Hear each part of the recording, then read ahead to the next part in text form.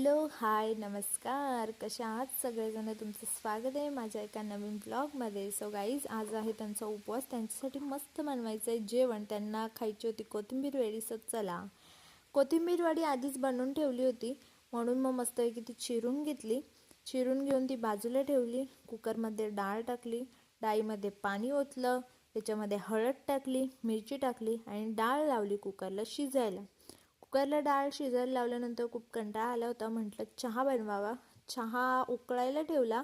माझं लक्षच गेलं नाही. लक्ष नसताना पटकन चहा उतू गेला. त्याच्यामुळे ते एक काम वाढलंच म्हणा जास्तीचं. मग कोबी चिरून घेतली, चहा बाजूला ठेवला, कोबी मस्तपैकी चिरून घेतली.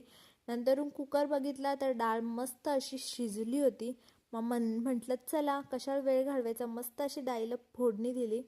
मस्त डाळीला फोडणी दिल्यानंतर म्हटलं जरा वेळ बाहेर जाऊन बसावे. तर बाहेर जाऊन ह्यांच्यासोबत बसले. ते ह्यांचं चालू होतं, तो जुना लॅपटॉप काढला होता त्यांनी वरून.